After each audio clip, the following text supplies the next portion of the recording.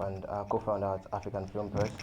And so, getting to your question, African Film Press is basically a collective of some sort, an alliance of what kept me up, which is the Nigerian side of things. So we are journalists first and foremost, but journalism is not paying anymore in the traditional sense.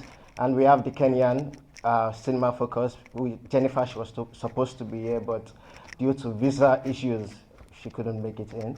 And then we have Akoroko, founded by Tambe Umbenson, which is more data-driven and covers the more like continent-wide coverage. So East Africa, West Africa, and then the continent-wide coverage, and plans to also include some more regions as it goes down the line. And we are trying to do more beyond film journalism, including data into what we do into our analysis, basically providing intelligence for filmmakers, stakeholders, the audience. Building audience is also an important part of what we are trying to do with African Film Press. And why? Because why did we come together? I believe we are stronger together, right? The African film space has always been fragmented, and we don't share insight, we don't share intelligence, and it seems like if someone is building something at each point, everyone is starting from the scratch, be it filmmakers or even journalists. But by sharing this intelligence, sharing our knowledge, even pulling resources together, we've been able to achieve more in the last 1 year. And talking about the last 1 year, I'll take it back a bit to last December in Kenya, Nairobi. There was an incubator program organized by the GIZ, a German organization, and some Find the Peaks, also a German organization. And it was an incubator to develop an initiative that can provide solutions to distribution and develop audience. And ours was one of the 3 winners at the incubator program, and that gave us the necessary funds to kickstart what we are currently building and working on. And I hope that answers what AFP is at the moment, and I can also answer some more questions as we go on. Oh, yes, sure. Thank you. Like I mentioned earlier, it's inspired by Fipresky, and I'm wondering. Okay, yeah, the Critics Prize. There's AFP, African Film Press, as the collective, as the alliance, and then the prize itself is what is inspired by Fipresky. Okay, so tell us about the prize. Oh yeah, so one of the many things the funds have allowed us to do, as I said, going back to last year at the incubator program, it took place in 3 cities. We were here in Lagos, we went to Kigali, Rwanda, and then we attended in a finale in December in Nairobi, Kenya. And with the funds, right, we have been able to travel more, do more coverage. We're also at the Berlinale pitching a tech leaning tool, also because that's a way to get into certain rooms and to get the attention of certain people, because again, journalism is not dying in that sense, but people just don't want to, because you don't get the attention, in shorter words. And covering those festivals across this year, from Sundance, Berlinale, Locarno, Cannes, and going to all these places, we see how these things are done, how the film coverage. And at festivals, you see media partners who it is like a daily coverage that reaches the people who are attending the festivals. Although we are not there yet, those are kind of things that we also want to see out here at our festivals. And so going back to the Critics Prize, that's one of the few things that we could start with. And S16 is one of the festivals that was the top of our list, because they see it and understand film as we see it, as an art form. And I remember what kept me up talking to CJ on the opening day on Monday, and he also mentioned that line, that over the past 5 years they've been able to create this warm space where filmmakers can just enjoy films and cinema as an art form, and even for the filmmakers themselves, and centering them, and why not? We would be kicking off here at the S16 Film Festival, and this is my first time at the festival in the last ever, right, since they started, and I think I can be a testament to that. This is a festival that centers the filmmakers, giving them a space to have that Q&A, the conversations, and yes, so that's the reason why we got the Critics Prize, and the prize itself to empower filmmakers to take beyond the writings, the video format. How much more can criticism be appreciated as an art form in itself? And I think people love rewards. We all love to be rewarded as much as people say, oh yeah, that didn't really matter to me, but there's still something there. And for emerging filmmakers, most especially, I believe they need to be rewarded for their work at this stage. So that's what the Critics Prize will be doing, and we are looking at about 4 festivals on the continent yet to be decided, but kicking off here was the most priority for the start, and yeah, so just to reward the best looking film that's saying something that's urgent as well, and yeah, at these festivals across the year, each quarter, as possible as it can be, because most African film festivals are towards the end of the year, sadly, but we're still finding ways around that. And I hope that answers your question about what the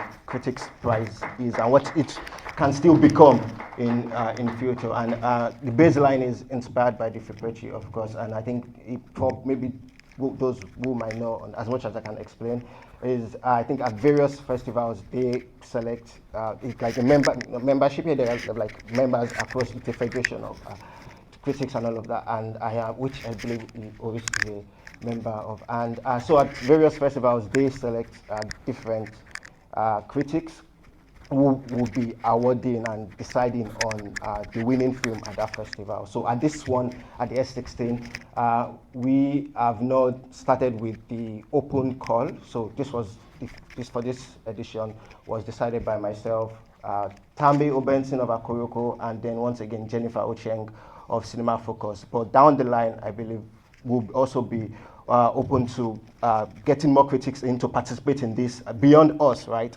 And more critics who are active in the space, because even beyond filmmakers, for the prize itself, as I said, we all love rewards. Critics themselves, they also have to be something, the ecosystem needs to feel participatory, whereby we're all active members of it. We cannot all work in isolation, everything works in tandem. So critics will also be a part of it in some way, and other critics, because we have amazing critics across the continent who write across these publications, and they would, within our community, who we are all familiar with, and they would also get involved as we go from festival to festival, and they would also be publicized like, oh yeah, these 3 critics are involved, are the ones deciding for this festival, this festival, this festival, and just in such manner. So it's not going to be all 3 of us every single time, no, but it's all going to be spread out over the next couple of years. Yeah, thanks for talking about that, because that was going to be my next question. But then to follow up on that, what would be the criteria? What is the criteria right now? Okay, yeah, so we're keeping it simple at this stage. I would say, first and foremost, a filmmaker who is operating and making films in Africa. Also, it has to be an African film festival, not one in the diaspora, because there are quite a number of festivals in the diaspora who they are not at home, but they are like African themed. So it has to be a festival in Africa. It has to be a filmmaker who is based in Africa, and we are not just limited to short films. So that's not a criteria, but at the S16 we had more of short films in the program. So that's why we are good. But if we are at another festival where they have features also in contention, so be it. We would also have to watch those films and deliberate on them, and that's the base criteria for this award. So when we had about 15 films in competition at this year's S16 Film Festival, I think 5 per day since Tuesday, which ended earlier this morning. So that's the base criteria. If I remember any other one before the end of this conversation, I'll bring it up. Alright. Well, as you know, credibility is very important. And how do you plan to ensure transparency, accountability, the integrity of the prize over time? Over time, good question. I believe, as mentioned, it won't just be us. So beyond that, each time we have participating critics outside ourselves. They would be publicized, they will be mentioned, and they would also be allowed to work independently. And I think that's the most important thing for us. So that, you are knowing the names of the people who are deciding at that point in time. They are not anonymous, and this is where they work, and this is where they've been active all through the years. So it has to be an active critic who has been writing throughout that period of time. So I think first and foremost, it has to start with that transparency. Just put it out there. These are the people that we've. So I think at the start there won't be a case of maybe getting some auditing company like maybe Deloitte or the kind. No, not yet. We don't have that kind of money. But at the start, just publicizing every single information, which just doing what we say filmmakers should do more, should talk. So we will put it. So when the winner is announced tomorrow, there will also be press release sent out over the weekend and towards Monday. So the first one, the first prize on those who have decided it, again, the 3 founding members, and there's going to be a short jury statement why that film has won, and and statement from I think some of the S16 collective members. So that's how I think for a start, we would ensure transparency, that we are publicizing and putting these things out at each point in time. Yeah, it won't be a thing of secrecy, or why did you pick that film, or what was that? But there's going to be a jury statement that explains. But at the same time, I think there'll still be people that might agree or not agree with whatever film wins. And if we are open to conversations, that's also part of the point. Nothing is, I have to bring that up, nothing is absolute in criticism, where we all have different perspectives, how we approach these things, how we write them. Apart from the language in itself, but maybe from the cultural or sociological angle, what we are trying to look at, and that's one thing that people need to understand. Down the line, we can have more communities, not communities, more collectives who form different organizations that bring people like this together. And during the awards, this is a different case, right? But during the awards season in maybe abroad, we have various critics circle who also have their awards that are given out during that. So those are things that can happen. The Ibadan Critics Circle, the Lagos Critics Circle, the Ijesha Critics, whatever. But I don't know. Those are things that can happen, and gives people courage as well, and inspires others that this is doable, and criticism can also be taken more seriously, and there are people behind it, and maybe no more hiding, because I have not put myself out there a lot, but then this is also, we are people behind the works and things that we write, and not robots. So thank you. Thank you very much. Oris walked in earlier, shortly after we started. Welcome. And I want to bring in the other panelists, and I want to start with you. With for a prize. Well, you had most of what he said. For a prize like this, the AFP Critics Prize, what do you expect? I guess first things first, apologies for my lateness. I forgot I was in Lagos. What do I expect? I think it's a small contribution to this scene, and if it is the Filmpresky, I guess, format, it's supposed to be limited. I don't know if that's the plan, because I don't know of the plans actually. It's supposed to be limited to the film shown at a particular festival. So of course I will be expecting that the film that wins eventually is a good enough film, because personally that's like one of my biggest issues with the Nigerian ecosystem for film. I feel like I don't know a single award scheme, frankly, in the culture space, and I mean across music, across books, literature that is, and across film, where I can say that, okay, these people know what they are doing. So I guess for me that's the primary thing here. I hope they know what they are doing. I hope you know what you're doing. We'll see tomorrow, I guess. Let me ask you to Seyi, what do you expect? I don't know. I think at the end of the day, like the film should be the focus. Like, and if the film is good, I guess, like yes, it's serves its purpose in that sense. But like also sort of like wanting to expand it to like talk about like its importance to like this space. It's also how I think it sort of create a sort of like an institution around like criticism in Nigeria and in Africa, because like there's a conversation about the prize being expanded beyond like S16. So I guess it's also like a way to institutionalize criticism in Nigeria and in Africa. So like yeah, so those are like some of like my own expectations. Right, thank you. And how about you? Perspective as a filmmaker? I think that the Critics Award deciding to collaborate with the S16 says a lot. It could have been any festival, but their choice says a lot. So that is a good sign for me as a filmmaker. And what do I expect? I think that the rewards, I mean, for a long time, and I just say this might sound controversial, but our narratives are, you know, really pushed by who is funding it. And I think that in giving this kind of award and setting this stage, I'm so glad that it will push a lot of filmmakers to be able to, in some ways, think independently and know that there's another option, even though it's a start. But I'm quite excited as to what this will birth, and I'm quite excited. Just being part of this festival says a lot to me as a film producer, film director. I think it's great. I expect so much, really. Sorry, if I could add something. So part of my worry is, I think at the moment, I mean, you can tell me if I'm right, it's limited to the three of you, right? Jennifer, Yeah. Tambi, and yourself.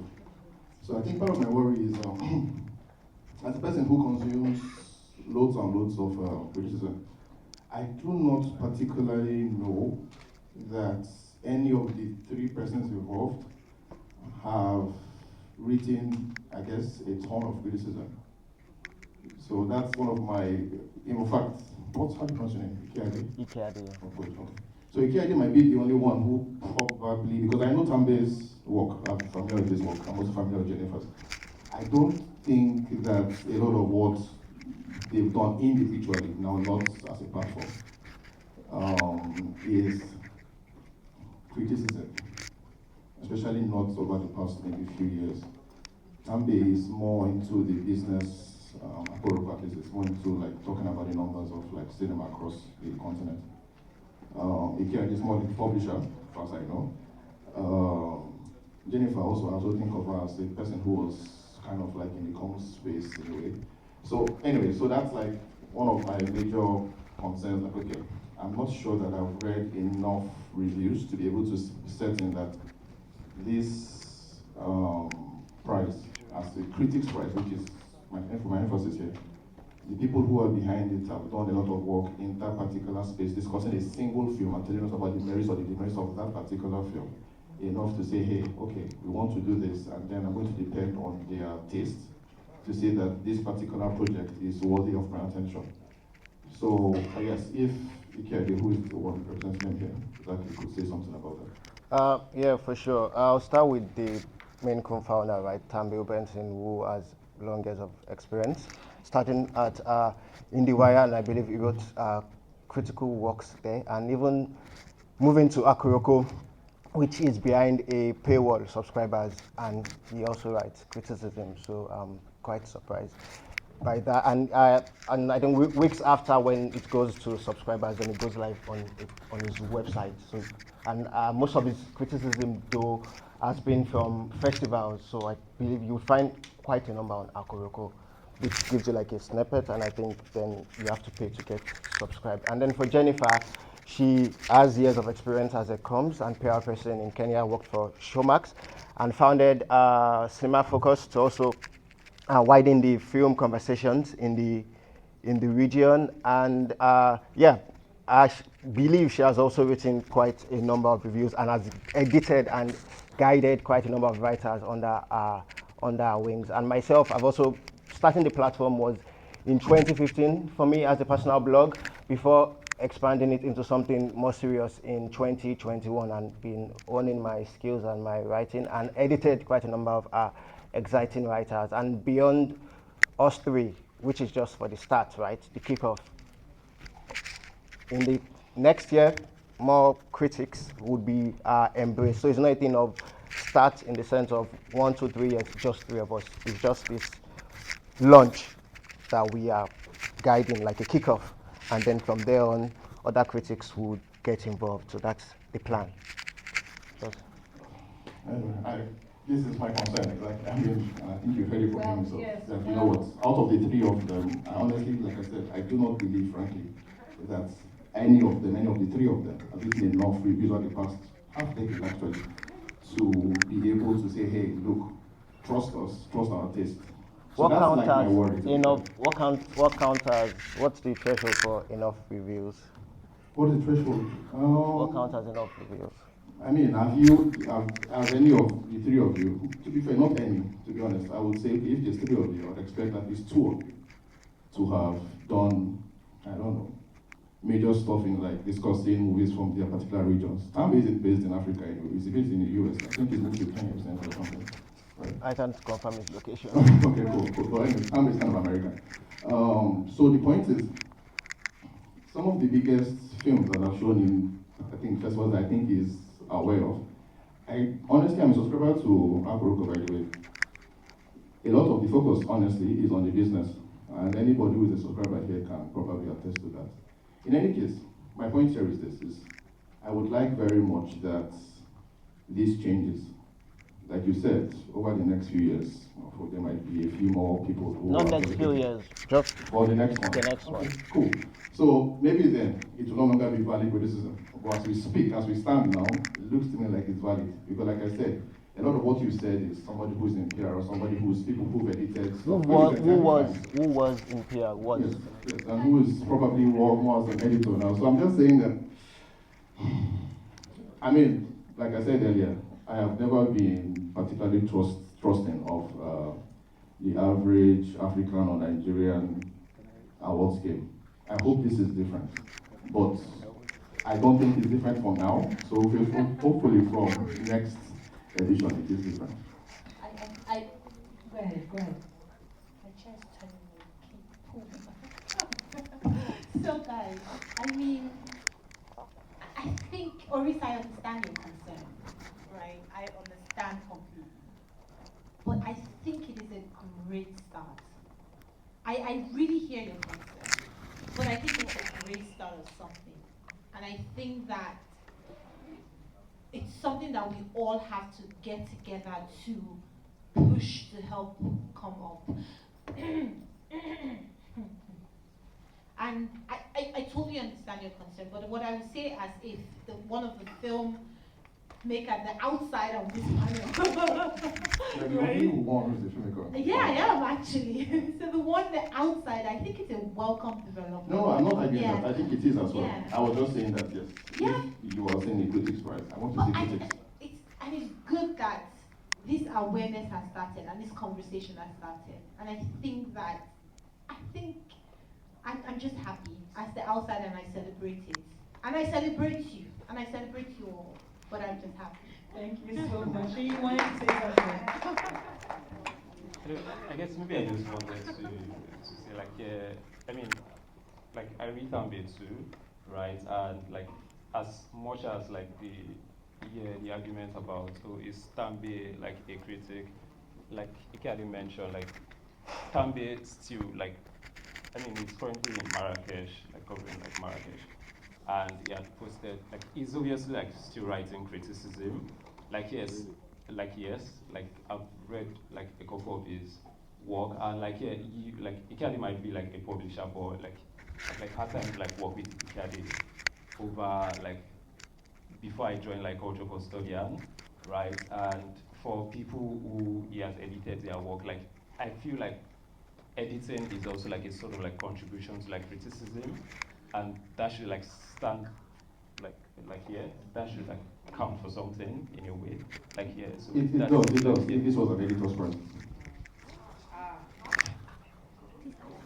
That's fine. fine. All concerns are noted. Ikeade, I'm sure you're taking notes. Okay, do you want me to say something? Sure, just Yeah, I to think, round up. again, it's a kickoff, right? Just kicking the ball and getting the game started. That's basically it. I think, like, imagine when a football match is about to start, I guess the president or someone comes to the meet and then that's what it is, a kickoff. And then down the line, get more people get involved. But I still don't fully agree with we don't write enough. Maybe that will be conversation for after. Then we can decide how much criticism is Yeah. it I counts really as do criticism. I think know that it's a who valid decide. Yeah, concern. who this? It's a valid. Yeah, yeah. Yeah. Okay, maybe that's it's a valid concern.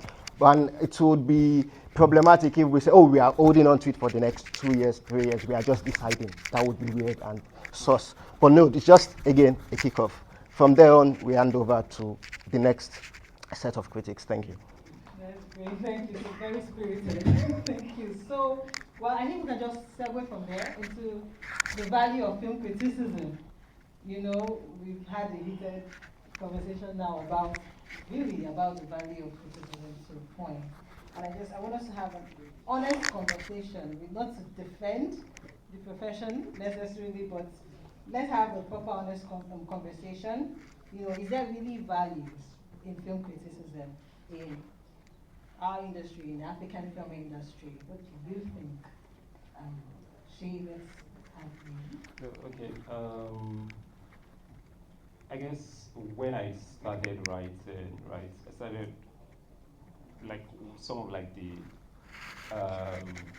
foundational critics, like Nigerian critics that I read in trying to be like a Nigerian critic was Oris and Vivian and like some like Wilfred. I'm just like trying to provide like this context to like make a point, right? So like when I started out, criticism for me like was judgment, right? But like over the years, I've gotten to like understand that criticism is also like a way of like documenting a culture.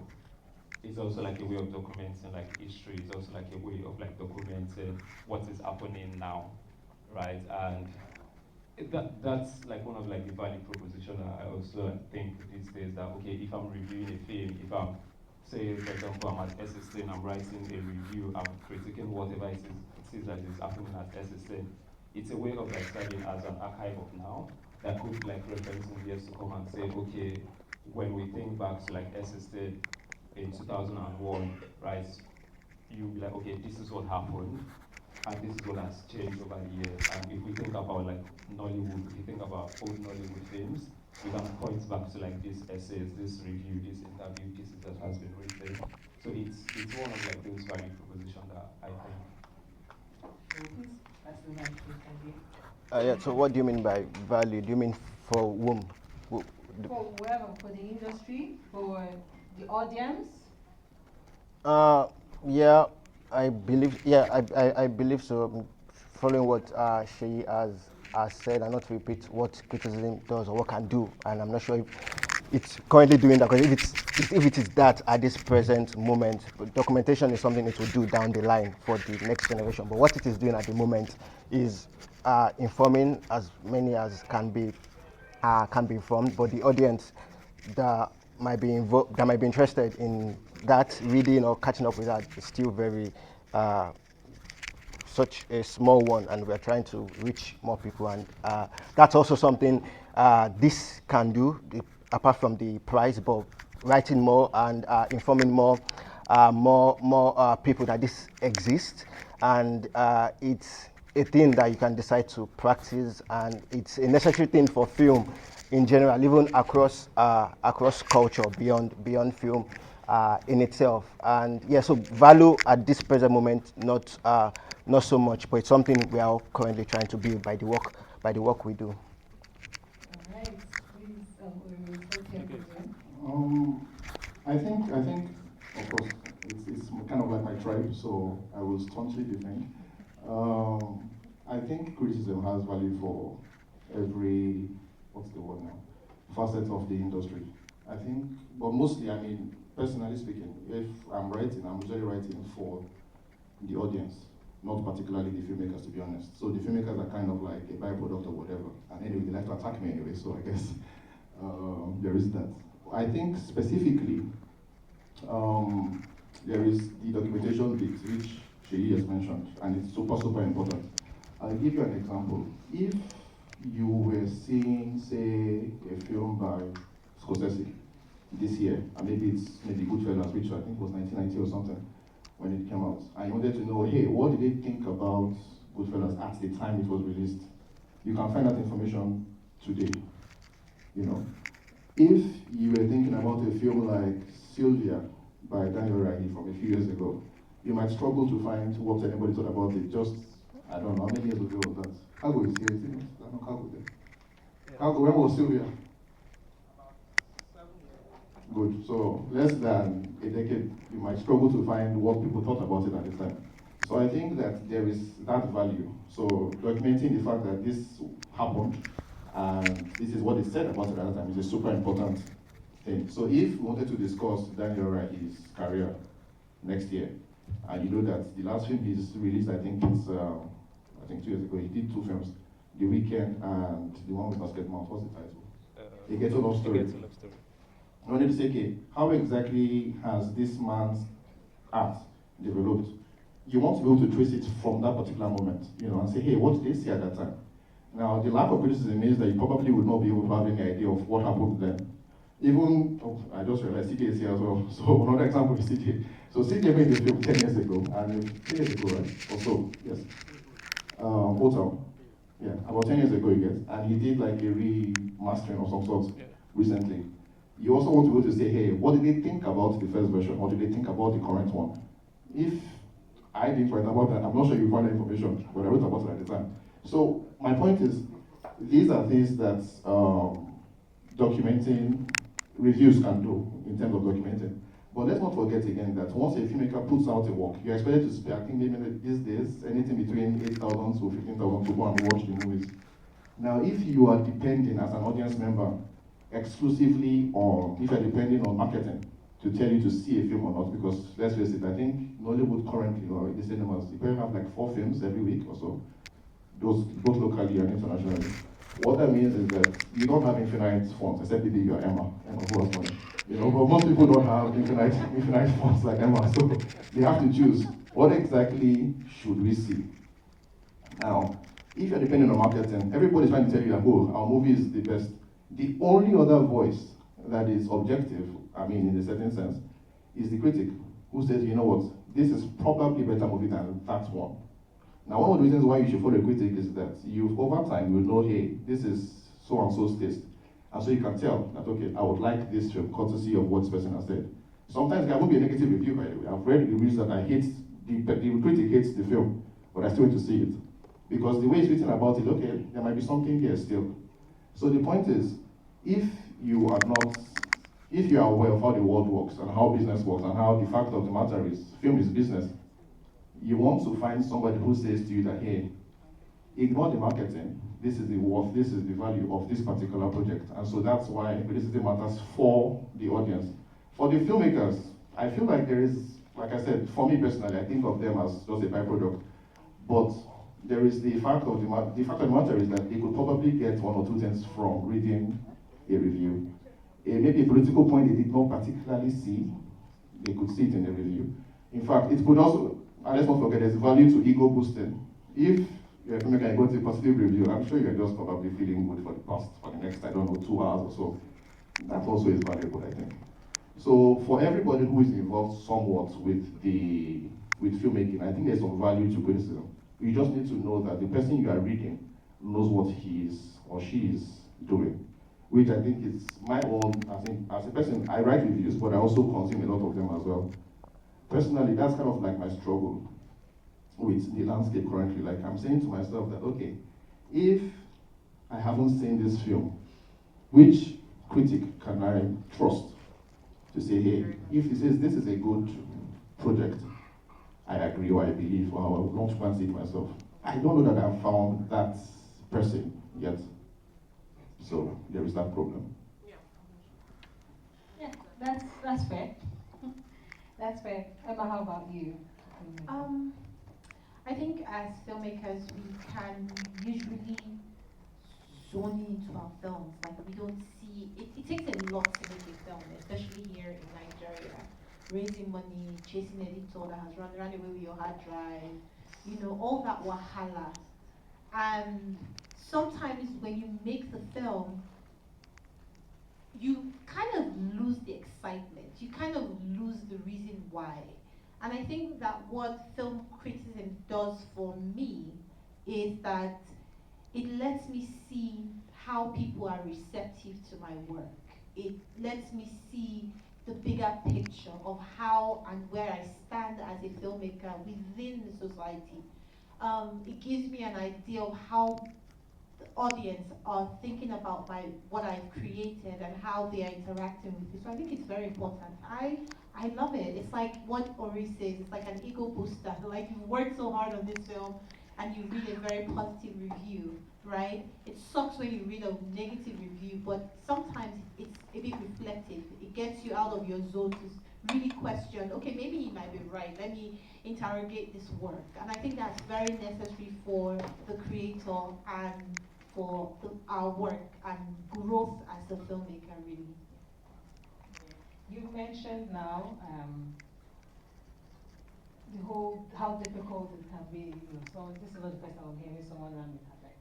You know, and earlier during one of these screenings, we had a critic turned filmmaker talking about, you know, being too harsh and seeing the light, basically, and you know the struggles that filmmakers go through to make films.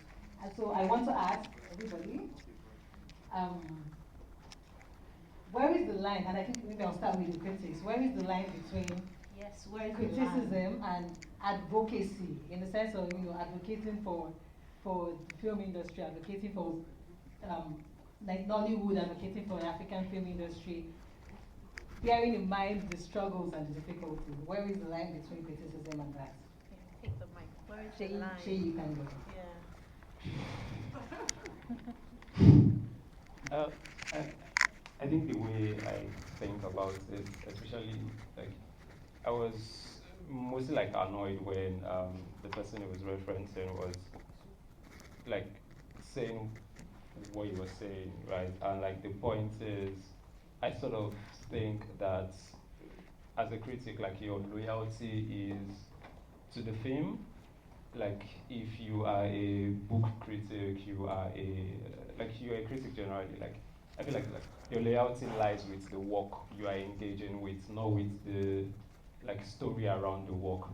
Like I feel like yes, the story around the work of, oh, maybe when you're making this film, you guys, something happened on set, the generator was not on, this they beat an actor, like this, that.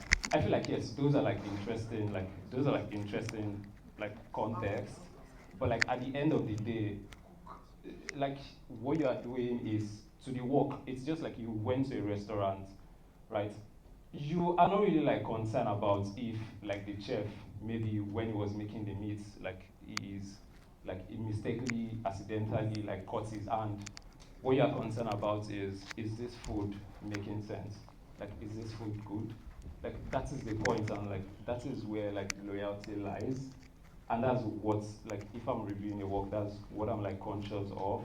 And like it's like the part of like advocacy is like so like different, right? It's maybe you might want to like write a feature story, for example. Say for example, there's this very interesting case that has been going on, like the Taye Arimoro's story and Peggy Obire's story. Like yeah, it's like a very interesting, one of like the interesting conversation going on with the industry about, okay, what is the conversation around professional bodies in Nigeria, the importance of like film guilds and all.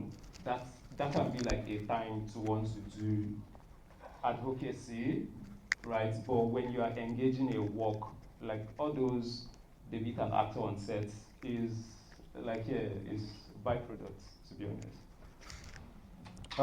Yeah, I'm on Seyi's side as well, and I believe while you might need to understand the context around that, it doesn't necessarily need to serve your review, because it could go both ways. Despite all of those problems, a great film might still come out, and it might just be mentioned in your work. Oh, despite this and this report of what happened on the set of that film, yeah, we have a masterpiece or whatever. But the issue is mostly what we have average to bad films. That's why those stories seems like they might be excuses, they're sub stories. But let's say they ended up with great films, that would not really matter. Yeah. So we might need to understand the context, we don't have to advocate for that, or we don't have to write for that, but they can serve as support for certain arguments if it's strong enough and if it works. Yeah. And also it also informs the audience as well about the intricacies of the industry. And yeah, I think the audience needs to understand, because the Nigerian audience, they have a lot to still, because we have quite a number of people in the country, and I believe we see ourselves as, I don't know, maybe people on Twitter or people in this room. There are a lot more people that can still understand what criticism is, and reading it and knowing what a critic is trying to say. And Oris was saying something earlier about how there's no critic he reads and agree, and that can point him to a film that was okay. Yeah, he doesn't have that trust, and it also goes the other way around, whereby, oh, I have that critic. If he says this film is bad, I know it would be good for me. If this critic says it's great, oh, I know it's going to be bad. Those are also ways to do it, and I have critics like that. Or if he mentions this, I already know it's the opposite for me. So understanding that about it, that's why I said also, nothing is absolute. Just read wide. Don't read one person. Don't just have a trusted source or supplier, but read across publications. Four of us say we are from 4 different publications. Maybe Seyi himself about 5 different. Right?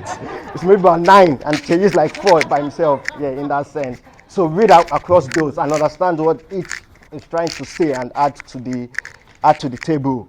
And okay, but when that person writes, I know I never agree with that. And just have, as an audience, I'm speaking to, have that sense of what you used to quantify what you, and don't just think critics are all haters or don't love movies, but also use us to decide, well, okay, if what kept me up says that, then that's my jam. Yeah. Yeah, that's so interesting. Thank you. Oris, please. Yeah, so you were asking about the difference between criticism and advocacy, of course. Yeah, the or line. like the relationship in a sense. The relationship, the line, yeah. I think it's entirely possible. Okay, let me give a number of stories. So, 2014, that's 11 years ago. Wow. Anyway, a while ago, I was in South Africa, and we were on this queue. This was at the Durban Film Festival, and we were on this queue to like go and see the film. And then I was talking to somebody, I think on the phone or something, and then the guy in front of me looked back and said, "Are you Nigerian?" He's a white guy, South African. And I'm like, "Yes." I was like, "Oh, how did you know?" Because honestly, I never thought that I have the regular. I don't think I have a regional accent in Nigeria, at least. But this guy could identify that I was Nigerian. And so I was like, "Oh," he said, "because of how he spoke." I'm like, "Okay, that's fine." And then he asked me, "Oh, so you are here as what?" And this is then in my 2014. There are not a lot of critics anywhere in Africa, by the way, at that time, especially not in Nigeria. So I tell him I'm a critic and I'm here to like see a few films or write about that. And he's like, "Nigeria has critics in Hollywood." And then I'm like, "Yes, you're looking at one of them." And he was like, "But those films don't deserve criticism." Anyway, and of course, and then we got into this kind of like, I guess, discussion, argument of some sort.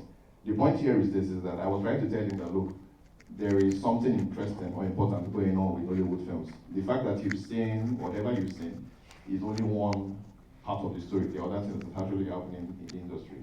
So the point is this, is that even after doing that, I will come back to Nigeria, see a film, and if it needed to be bashed, it will be bashed. So the point is this, it's possible for you to advocate, but not inflate the quality of what you are advocating for. So it's entirely fine to say, look, we have, 50 films, 40 of them might not meet your standards, you South African. However, these 10 are something you should probably watch out for. So that's entirely a possibility. Now, I think the other thing is I guess maybe flip side or like a tangent to this is, in certain supermarkets, of course not in Nigeria, if they are selling like tins of, say, tomatoes, and one of them gets, maybe somebody, I don't know, pushes it and then it gets dented, You say they'll put it like on the bottom shelf, and they'll put it like maybe half price. You know, the point being that the ones that are like, the way it came from the factory are like full price, maybe like €2, and this one is like €1. The point they're trying to make here is, this is defective, and so maybe it's fair that you don't pay the full price. Now, you don't have this same arrangement with a film. Once you paid your 10,000 at the ticket at the box office, that's the end. You understand? So it means that whatever you see, you would have to accept that. There's no, you cannot go and say, "Well, it's a good film, so give me 70% discount." It's not going to happen. However, I know a filmmaker that who is my guy, and I remember seeing his film maybe 4 years or so ago. And I think the last 15 minutes of that film, it was a decent film, I mean, from everything else, and then last 15 minutes, I'm like, I'm not sure what happened here. It was just, I'm not sure what happened. In fact, that's the best way to put it. I'm not sure exactly what happened there. The film is on Netflix, by the way. And I met him a few weeks after, and asked him, "Bros, I saw this film, it was going well, and then the last 15 minutes, I have no idea what happened." And then he said, "Oh, you can explain." What was the explanation? Apparently, they were to shoot the last scene in some guy's house that I rented.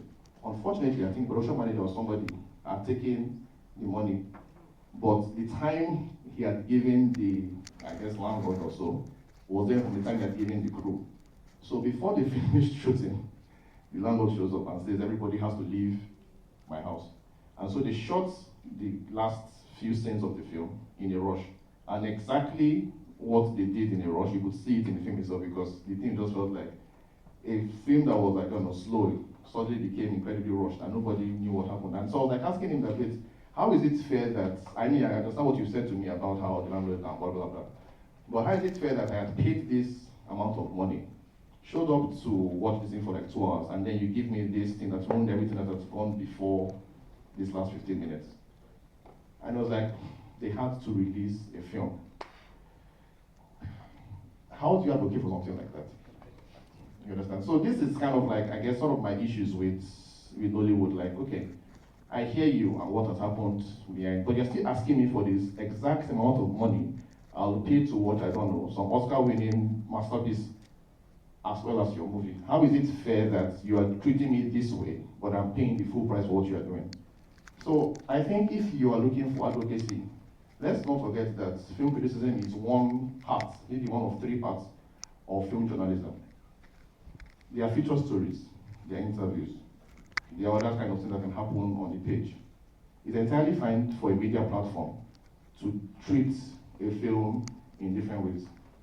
But if it is going to be a review, your job, honestly, has no business to do with, I don't know, what happened with the generator or what happened with the landlord. It's about the film you are seeing in front of you. So, unfortunately, I do not think that the review format, at least a single review format, is the place for advocacy. You can do that with a commentary. But when it's like discussing the quality of the film, I don't believe in mincing words simply because there was something that happened at the back. It's not going to happen at this person. That's what I believe. That, you know what, the review format is sacred in a sense. Everything else can be negotiated. Thank you for that. Seyi, you want to? Yeah, I just wanted to add that, like, I just think it's also like important, like, as we are like discussing, to also like mention like platforms that people could go to like read, like here, Nollywood like criticism, right? There's Efiko, there's What Kept Me Up. I work with Culture Custodian, there is Afrocritik, and there's like a couple of other Nigerian film critics that are also like operating in the space. There's Ifeoluwa Olutayo, there's Remy Jordan. I feel like mentioning these names is also like important for like this conversation, because we can't keep going all around about, oh, we have like people in the space. I mean, I don't want to like mention like people in this space, but like I also think it's also like important to mention like people actually like doing the work to serve as a way of educating ourselves and just checking out these people. Thank you. Thank you so much. Let me come to you, Emma. Well, you are right. Said it's not in reviews that will do advocacy. But how else, beyond reviews, how else do you think there are other ways that critics can support filmmakers and support the industry? You know, even in distribution, festivals and whatever? Yeah, they play a part. And I just have this fond memory of my first film, Kasala. I don't know if I should call them critics, but it was a cinema pointer. Who are you? If I catch you. They, it was like a personal attack on my film. Like, whatever, your film was, you shouldn't waste your breath on this film. But at the end of the day, Kasala went on to become a success. So what I would say is that, and this is me talking from a filmmaker's perspective, at the end of the day, the critics play their role, but as a filmmaker, it's left for you to pick what you want and continue finding your voice and building your audience. Because at the end of the day, you'll find people that love your work, and you find people that can die on your matter, and you find people that absolutely don't like your work. And it's the same thing with film, with the critics too. You'll find one half. You don't want to open one newspaper and see, your film is amazing. Another one, you're still fighting paying basic. So what I would say is that yes, they play a part. But talking from a filmmaker's perspective, I think the focus for me is really about my audience, connecting with my audience and telling my truth and seeing how far and wide that I can go with my film. So, I mean, this is my perspective. I love critics, I love you guys. I try to be as friends with you all. For few reasons. Like, Oris is my good friend. No, but wait, Emma, I'm not really sure this is fair, frankly. Because now, in speaking about critics, you've mentioned a negative review. No, I remember very clearly. Wait. I remember very clearly that I wrote a very, very glowing review of Kasala. But trust Emma, because of course, critics are the devil, to only mention the cinema pointers. Who, by the way, sorry to say this, cinema pointers actually are not critics. We must remember this. The problem is that Nollywood, not the most, unfortunately, enlightened industry in the world, has managed to give onto cinema pointer a particular mantle, power, that's a good word, that they do not actually deserve. Nobody who knows anything about cinema should read cinema point and think, oh, these guys are actually critics. They are not. They don't know anything, they don't know enough to hold that title, to be honest. But anyway, the point I'm trying to make here is this, is that, Emma, you got good reviews, please. You got to talk about those ones. I've gotten good reviews, but at the end of the day, you remember the bad ones? Not the bad ones. At the end of the day, it's my journey as a filmmaker. It's my voice. It's me building my work and finding my audience and finding my way. So I appreciate the review, but this is the perspective I want to draw. A lot of filmmakers, and you don't know what your words can do to filmmakers, really, positive or negative, really, because it's such a hard space for the people on the other side, right? And I know you might say, I want to stay true to what is on the screen. But what I will say as the only outcast on the panel is, it's about my journey, my voice, building my audience, finding the money, paying basic, making the next one, paying actors. It's my journey. I appreciate you guys, and I appreciate your contribution, but at the end of the day, I try to zoom in and focus on my journey. Oh, Emma, that's fine. Sorry, just one tiny thing. And the last thing I'm wanting to ask a question, so maybe she should get a chance. But just to say this, so there's actually at least outside of Nigeria, there's a direct relationship somewhat with criticism or reviews and money actually, and I'll explain. So for those who are like familiar with the international film festival space, if you have, I don't know, worked enough in that space, you understand that one of the things that you are trying to get, the problem is Nollywood people don't go anywhere, so they don't do business. It's true. So the problem is they don't know anything about this stuff. But one of the things you are trying to do when you are at a film festival is actually to get your films into the face of the reviewers actually. That's like every big festival from Cannes to Berlin to Sundance. What you're trying to do the most is how can you get the media, especially the critics, to take a look at your film. Of course, if you know a film is not good, you're really looking for an interview. But if you know it's good, you want that review. And I'll tell you why. So if you're in a festival like say Toronto, which is in Canada, there are going to be distributors who come in from Germany, who come in from, I don't know, somewhere else. Everywhere in the world, if it's a big enough festival. And they're trying to look for new projects to distribute. Now, most of these guys, between having a ton of films that they're probably supposed to see, and a ton of meetings as well, can never see every film. You know it's a 4D. It is not an earthquake, you're not going to die now. Today is not the day. Today is not the day. But I think there is a tech problem, that's why that's happening. It just, yeah, exactly, yes. It's a mechanical fault, nobody's going to die. But anyway, Let's settle down, thank you. Okay.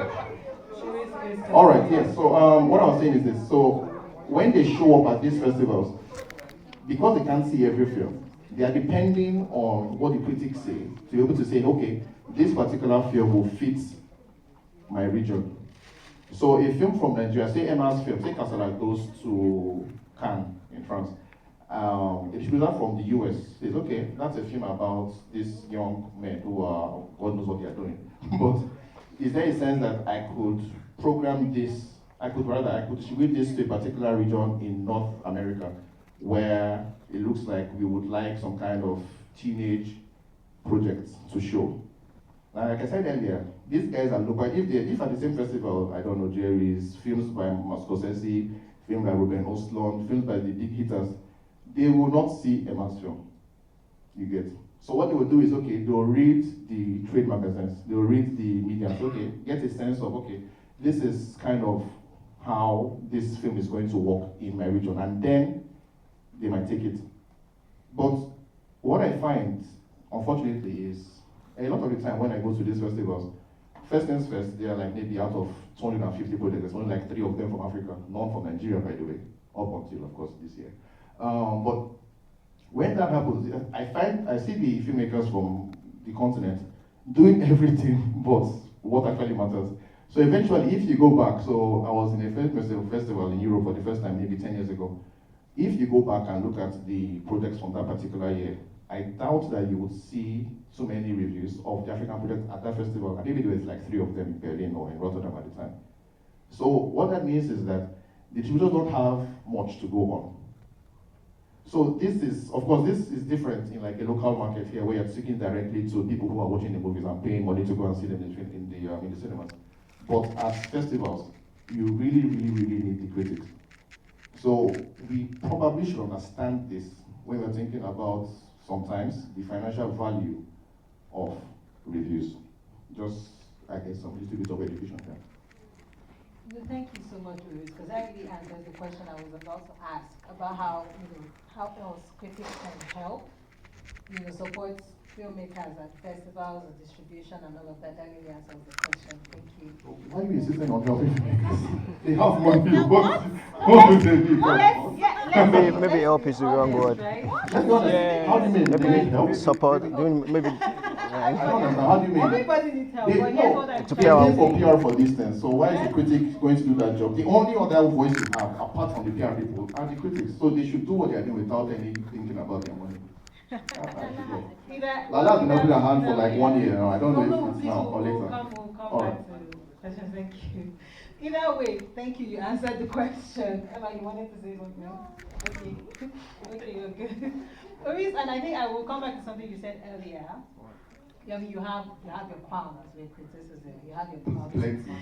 And you have your crown with Nollywood and with the industry, the African film industry in general. But I want to ask everybody, but starting with you, do you think, because again, you've been in this business longer than the rest of us. I certainly have. Yes. I have to say, unfortunately. And so, looking back, and then from whatever you started up till now, do you think we're moving the needle? Do you think we've made progress? You mean as a film industry, like in the films, or how do you mean? Well, film criticism, film discourse. Okay. I think these are, I think the answer is yes, and then there are like caveats, like there are certain divisions. In terms of film criticism, which is, like I said, kind of like maybe my primary jurisdiction, I think the answer is yes. But like I said, I just struggle personally with the concept of, I read some reviews sometimes, I mean, and I'm like, I don't know that you have the moral right to say a film is bad. And I'll explain what I mean by that. I think that as a critic, especially of course, there are guys who do videos, that's not particularly my business at the moment. But the guys who write, who I think of as the thinkers, or at least that's what you need to be. To be a critic, okay, let me start with that. So to be a critic, you should be two things, at least. There can be other things, but the two basic things you need to be is a good writer and a good thinker. Now, I find too many reviewers, or maybe too many reviews, not particularly well written, you know, and some of the thoughts is kind of muddled, which are kind of related in a sense, because if you are thinking clearly, you should be able to write clearly as well. Now, this troubles me personally, because I'm saying to myself that if you are telling me that this filmmaker isn't a good filmmaker, I don't know that I can trust you, because your primary job is to write well. You're not doing that. Why am I listening to you tell me that somebody else is doing a film badly? That's why I was telling you about Cinema Pointer. I don't think they write well at all. I don't think they think well at all. I don't think they have the knowledge. So why am I listening to you tell me about the quality of somebody else?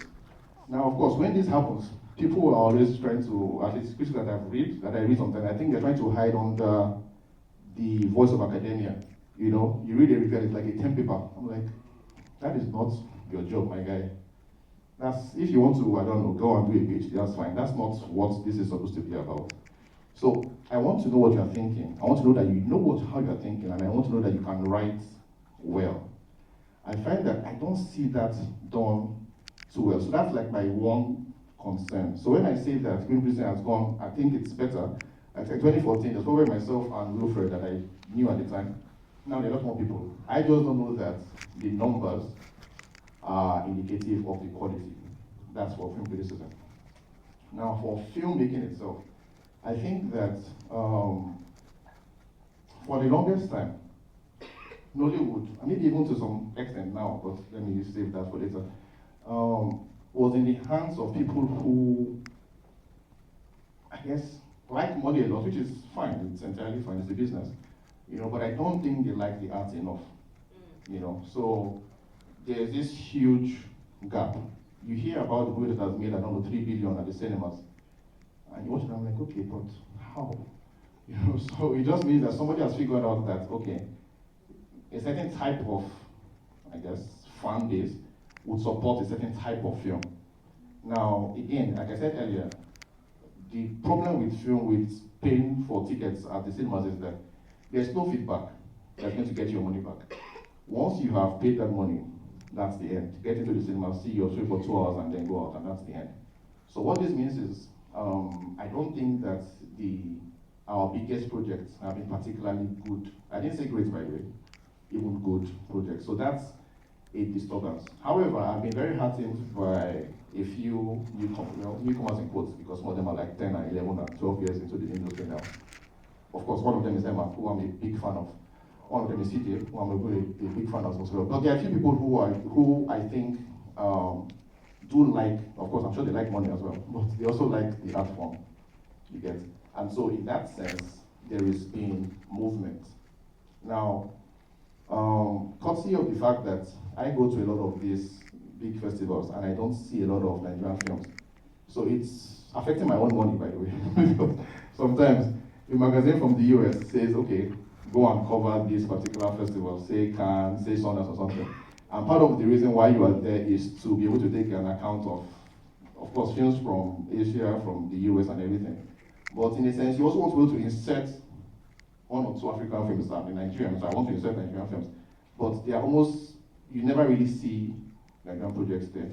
So I think that even as we have grown well enough, I think the final maybe there are 2 frontiers, is to show up at these biggest venues, but also to show up at the biggest venues in the biggest ways. I don't think that, even with the appearance of, I think we've had a film now in Sundance, courtesy of CJ's Mami Water, in Berlin, courtesy of Babatunde's Apollo was All the Colors of the World, are between black and white.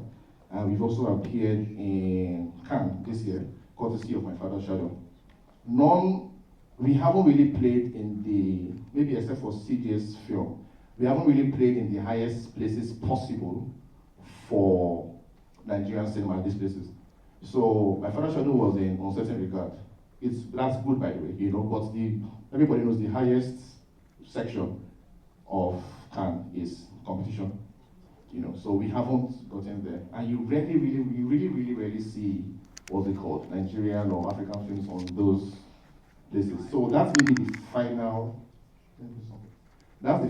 frontier, you know, for us. So I'm saying, one, let's appear more frequently at these big venues.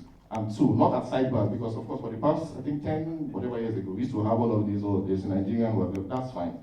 But we want to go to compete for the biggest prizes like everybody else. So that's, I think, it's maybe over the next 5 years, I hope so, we have more people who are able to like climb that bit. And even locally now, there's a lot of, I don't know, there's a small contest that people are not aware of, where Nollywood now, especially mainstream Nollywood, they are seeking for who's going to be the first to enter into the international category at the Oscars. To be honest, I don't see that happening anytime soon. But I'm an optimist, so I hope that somebody can crack it. But so those are like, for me, the major things that's left. So the quality has come in, but we need the quality at a certain level, you know, for us to say, okay, finally, Nollywood or Nigerian cinema has arrived. We haven't gotten there yet. Thank you so much. Quality of the films or criticism? Well, both. Quite young in the industry, but I guess, yeah, there are a lot more people, as Oris mentioned, but of course, it doesn't always mean quality. And that tells us something. There's a lot of work to be done. Those who have started years ago also need to train more people. We have to do that as well. And I think that leads to the next generation of critics. And Seyi is a byproduct of the Inside Nollywood Fellowship. Fantastic program that unfortunately ran for just 2 or 3, but couldn't go on again for obvious reasons. And things like this inform what happens next, and not that it remains stagnant. And I don't want to be asked this question again in 5-10 years, and I say, okay, there are more people, but then we are left with just an average quality, or just stagnant in that sense. I want it to be that we have more people, more informed people who are writing consistently, who are not coming into the scene and then quitting and then just stepping out of the scene because of the fatigue. There is that fatigue. It could be a lot, and there's so much work to be done to train and train.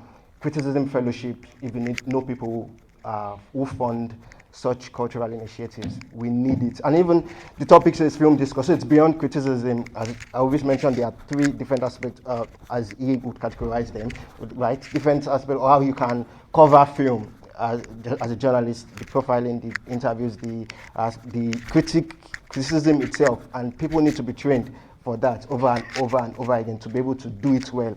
And I think the Inside Nollywood Fellowship produced maybe close to 30 people, like maybe 10, let's say, just as, but now actively, how many are active?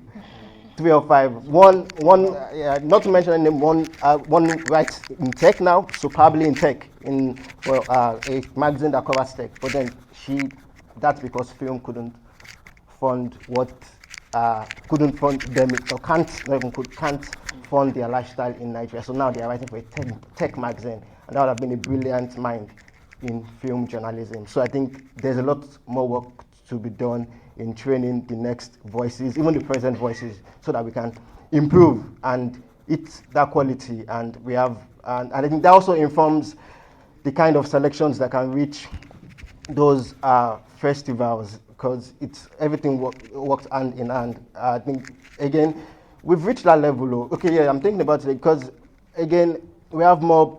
Years ago, maybe it might just be 1 or 2 people who are covering the international festivals. That's a sign of progress.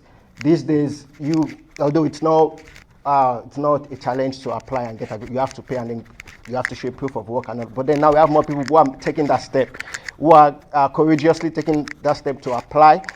covering Durban or getting trade at Durban or getting trade at the Berlinale Talent, and even covering them. She is consistently at getting Sundance accreditation, Tribeca and Locarno, things like that. And that shows progress of how we have that. It's not just one or two people who, like from years ago. And I think that's a sign of progress. And the point I was going to make is that so as they are consistently writing, submitting to international magazines or even our magazines, more people are getting informed and moves to another form of value of them getting the knowledge of, okay, what other kind of films exist in Nigerian cinema, what might be the next, what voice might be the next one to produce a My Father's Shadow or something even better.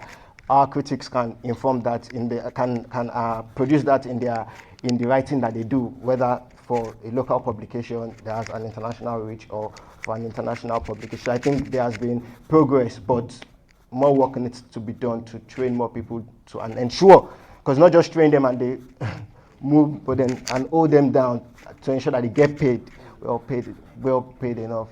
Yeah. Yeah, I guess. I think like the fatigue conversation is like an interesting conversation, and it's actually like if you sort of like think about it from like a point of view of the years that Oris, you and Vivian has used, like before I even like started like I'm not in this years. no, like the point is like yes, it's if you sort of like track the years, like I'm like the last person here. Like that's the point I'm like trying to make, and I'm already feeling fatigue, right? And I think I've been telling like people all around that there's been this interest in wanting to do like film academia and right. So it's like yes. So do I sort of like think about it as maybe like as this whatever, maybe like this young boy in this panel? It's like yes, there is like that shift. Because like Ikeade rightly mentioned, when I wanted to like start, right, it was Oris. If it's not Oris, it's Wilfred. If it's not Wilfred, it is Jerry Chemeke, who is my godfather, by the way. If it's not Jerry, it is Vivian. If it's not Vivian, I can't like remember like any other person, at least from like the Nigerian like point of view. And like there's also like this thing about as like an avid reader, you want to read some like these Western writers, like say maybe like people, I don't like also like want to mention names, but like you also like read some of like these Western magazines or like these Western writers, but like there's also like that nuance of like the context of like the Nigerian experience that, and it's why a space which is now defunct, the In-Hollywood Fellowship is also like very, very important. And like yes, it is sad that like we don't have like that space anymore, because the question, even for like someone like Oris, like it's also like it's a learning on the job situation, right? And it's like you start this thing and like you're learning on the job, and like that generation are sort of like, so from like Oris to like this to like this, it's now coming to this. So what that also means is that if we don't like find a way to like build a structure even around criticism, we're also going to be doing like this dance for the longest time, and we're going to have like people leaving this space and transition to maybe like bigger things or like smaller things, like yeah. So that's what I also think. I want to say that it's fine to honestly to leave the space. I think it's entirely fine. The only problem is that because there are too few people, it looks like everything is like a loss. Whenever one person is, because there are only three, of course one. I think in my whole generation of Nollywood critics, it was just me and Wilfred. Wilfred went to the US and now it's like just me. Yeah. So it's really a number game, but I think it's fine to say, hey, look, my time here is spent and I want to do something else. One of the things people forget, and this is my own personal grouse with what I see in quotes in the younger generation of film critics is, this is what I was talking earlier about how you should be a writer and a thinker. Now, if that's a thing that if you have those two skills, honestly, you can write anything. That's really the truth. You can write anything. And so what that means is that you might get opportunities to do some other stuff, especially if you're thinking about it financially. God knows that if I was depending on reviewing Nollywood movies for an income for the past, since, when did I write my first review? Maybe 2011 or 2010. I'll be dead by now, you know? So that's just the truth. So, but the fact of the matter is that, I mean, let me not be too cocky about it, but I write really well. So what that means is that there have been other opportunities for me to write in different spaces that actually might be able to pay the bills. And then there's, because I really, really love the idea of thinking about movies and really consuming a lot of them, it means that I could still do that on the other side. I don't think in the entire history of my writing about Hollywood, I have made up to 500,000 naira, frankly. You know, I don't think, I really doubt it very much that I have. Nollywood films in particular, you know, but, okay, I like how you're wondering.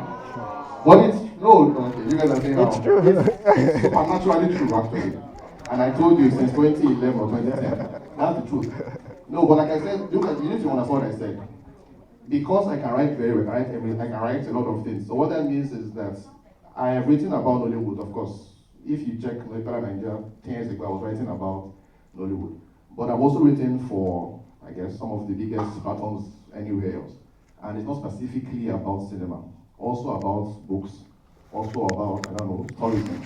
Also about anything. So if you have that skill and you're like, you know what, you can do other things. And it's entirely fine to say, you know what, my time here is spent, I want to go do something else. So this is a way of giving Seyi permission to say, you know what, bros, if you know you're tired, it's fine to leave. It's entirely fine.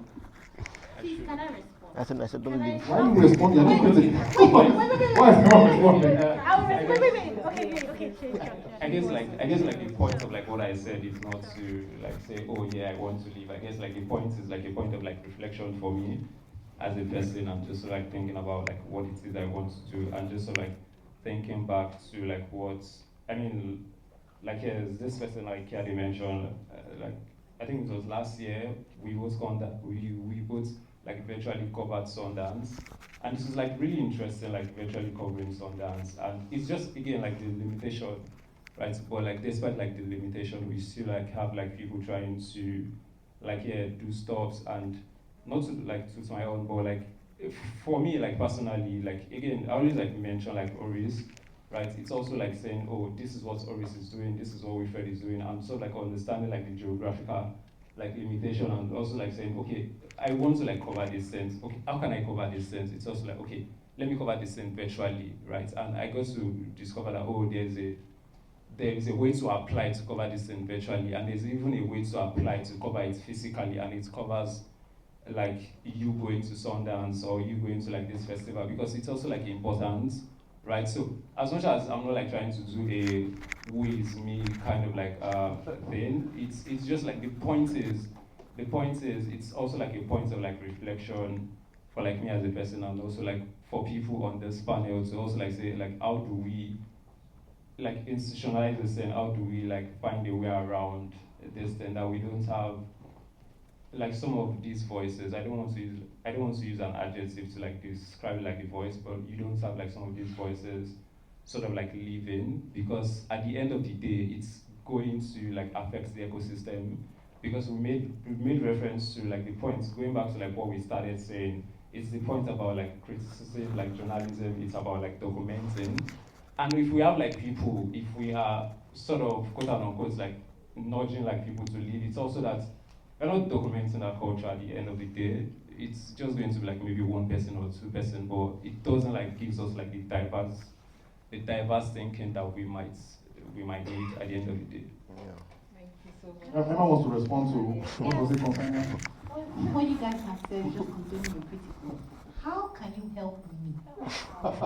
To do what exactly? Wait, I think you're the most fortunate of tell you. filmmakers in Nigeria.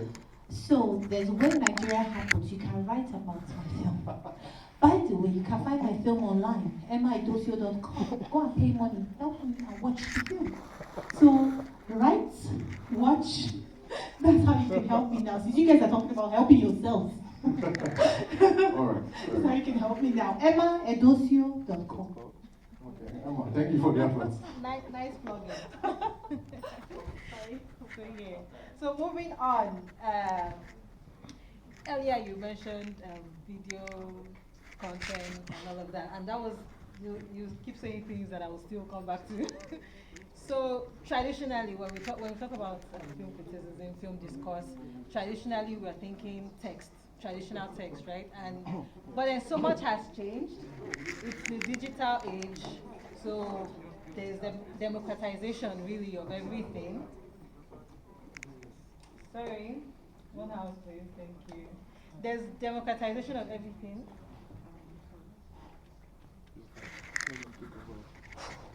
Oh no. With the democratization, with AI coming in, with participatory platforms like Letterboxd and all, so much has changed. So how do you see the future of film criticism in that context? God forbid that. Yeah, reviews become a thing.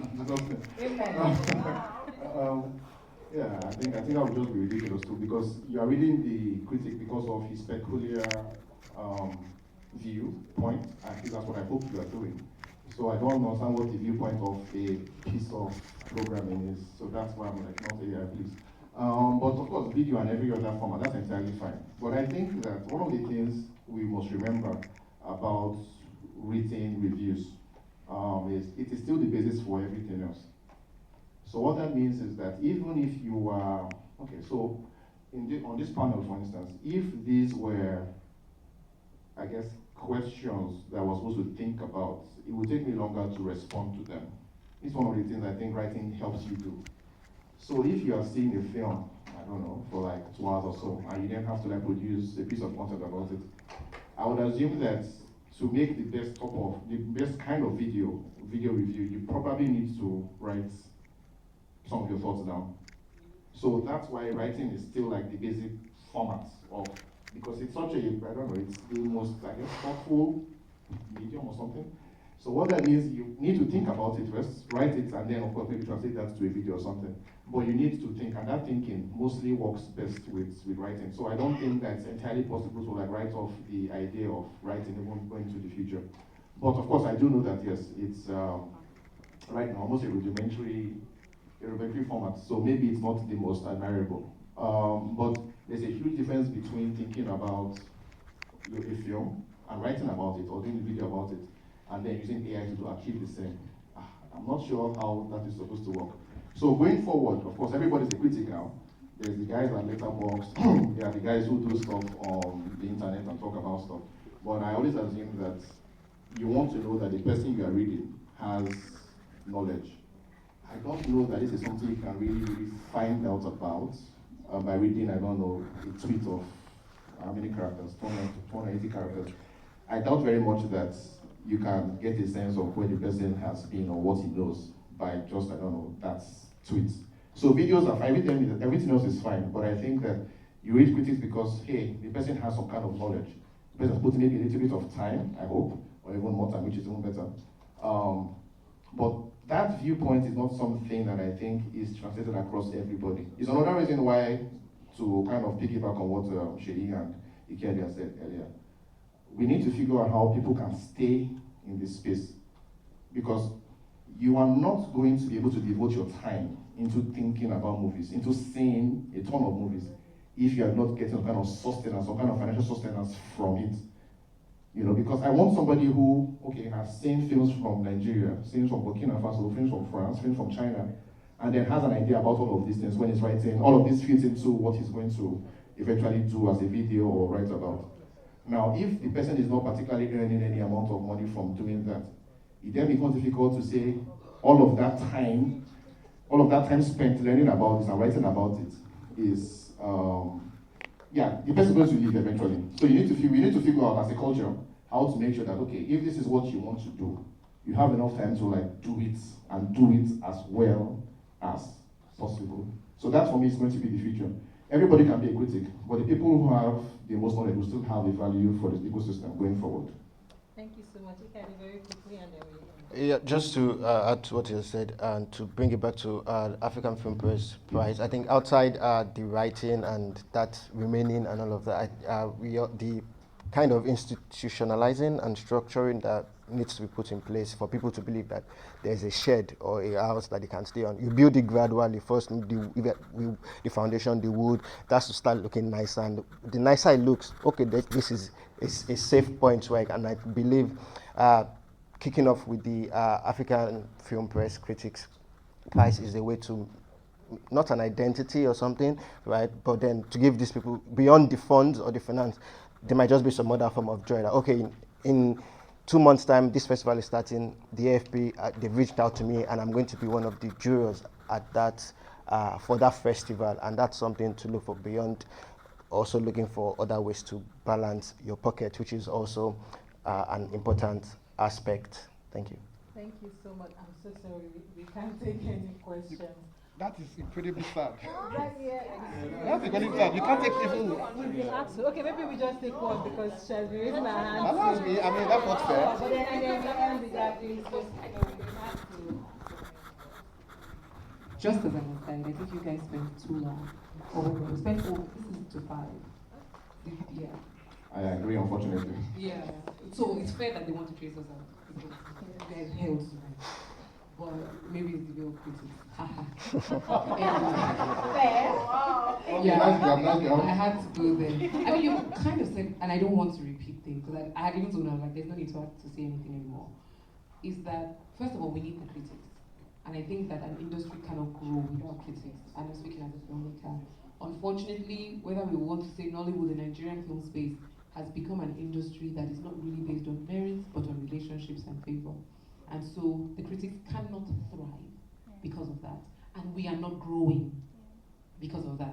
Rightly said, I'm Nollywood through and through. And there was a time when every Monday I read Oris's reviews, Oris and Wilfer's reviews. That would determine the films I would watch, because I watch everything. And that doesn't exist. So I'm giving it back to you guys. And it's great that, on the contrary, Oris, I know you were saying somebody's in PR, somebody's there. I think that's a great mix, because the PR is necessary for the critics, is what I think. We need to know who these critics are. When a film premieres at an international festival, you want to, the next morning, you are standing by for the review, because you know that's going to be for or against the progress of your film. If a film gets like 4 stars at the Guardian UK, you know it's a good film. We need to, I'm just saying that we need you guys to fill that gap. There is a gap, and the industry, we're not growing creatively. We are not, the conversations around what a good film is up in the air. So please, critics, you guys should be strong and be bold. And I think this training thing about credibility, because I don't know whose reviews to hold on to. Who do I respect? How do they become critics? Who taught them? You know? And where do we read the reviews? Thank you. Thank you so much. And now She also had that, whatever. Thank you so much, everyone. Have a great evening.